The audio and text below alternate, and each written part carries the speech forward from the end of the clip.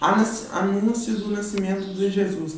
Eis que nasceu Jesus Cristo. Maria, sua mãe, estava desposada com José. Antes de cumprimentarem, aconteceu que concebeu por virtude do Espírito Santo. José, seu esposo, era um homem bem no quarendo de fama.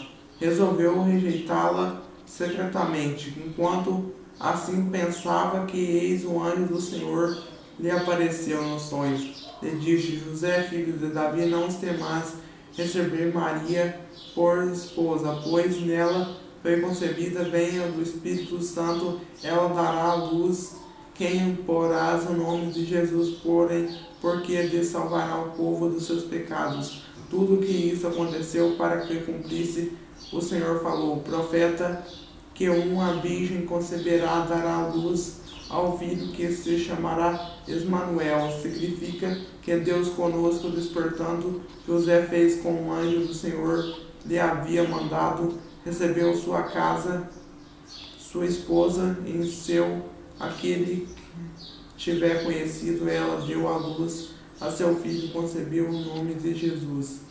Visita dos magos. Tendo, pois, nascido Jesus em Belém, tempo do rei Herodes, eis que os magos vieram ao oriente de Jerusalém.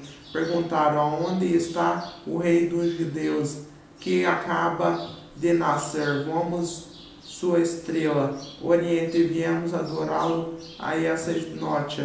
Herodes ficou perturbado. Toda Jerusalém com ele convocou os princípios, sacerdotes, escribas dos povos, indagou deles havia nascer Cristo. Disseram ele em Belém, na Judéia, porque assim foi escrito pelo profeta: eu em Belém, a terra de Judas, não é o modo de algum menor entre a cidade de Juda, porque sairá chefe governará o Israel, meu povo.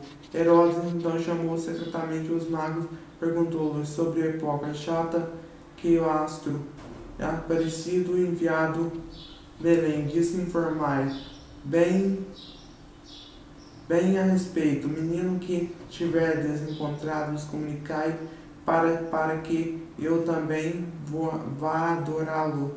Tendo eles ouvido a palavra, rei partirá. E a estrela tinha visto no oriente e foi precedendo até chegar sobre o lugar. Estava um menino ali, parou.